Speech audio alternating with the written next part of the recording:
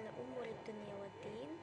Wassalatu wassalamu ala asyrafil anbiya'i wal mursalin sayyidina Muhammadin wa ala alihi wa sahbihi ajma'in, amma ba'du.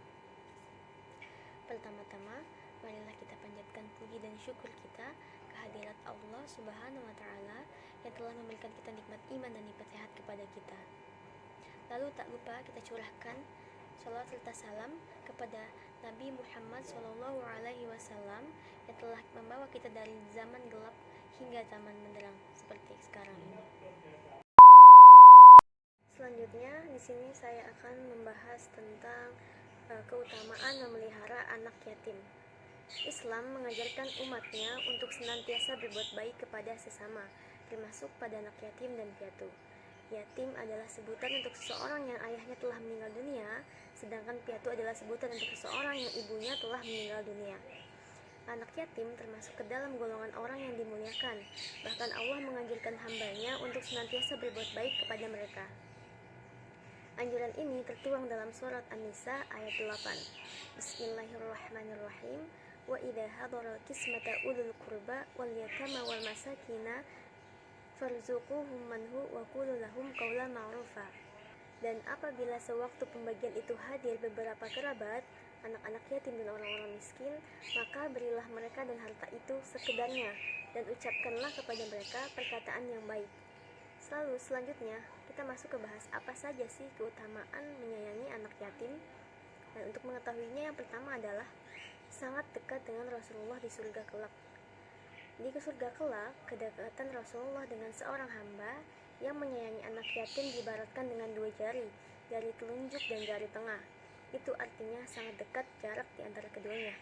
An Sahal bin Sa'ad radhiyallahu anhu qala Rasulullah sallallahu alaihi wasallam, ana wa kafil yatimi fil jannati hakada wa asyara bis sababati wal wusqa wa farraja bainahuma.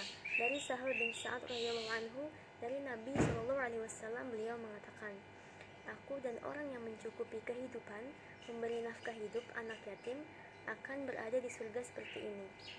Dia mengisyaratkan jari telunjuk dan jari tengah. Rasulullah memberi isyarat dengan jari yang menunjukkan jari telunjuk dan jari tengahnya. Hadis riwayat Bukhari.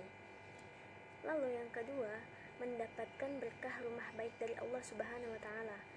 Mengutip buku pendidikan agama Islam, Al-Quran dan Hadis, keutamaan lain bagi orang yang menyayangi anak yatim yaitu berkah rumah yang baik dari Allah Subhanahu wa Ta'ala.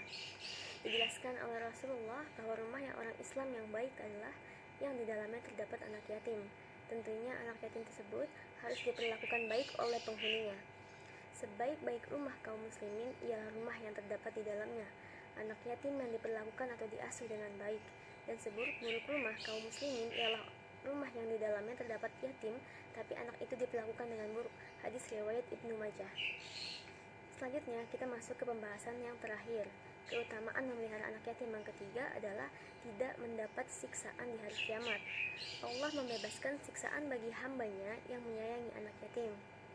Rasulullah SAW bersabda, demi yang mengutusku dengan hak, Allah tidak akan menyiksa pada hari kiamat nanti orang yang menyayangi anak yatim. Lemah lembut pembicaraan dengannya, menyayangi keyatiman dan kelemahannya.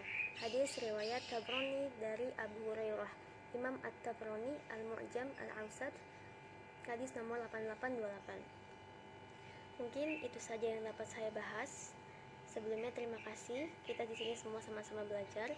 Wassalamualaikum warahmatullahi wabarakatuh.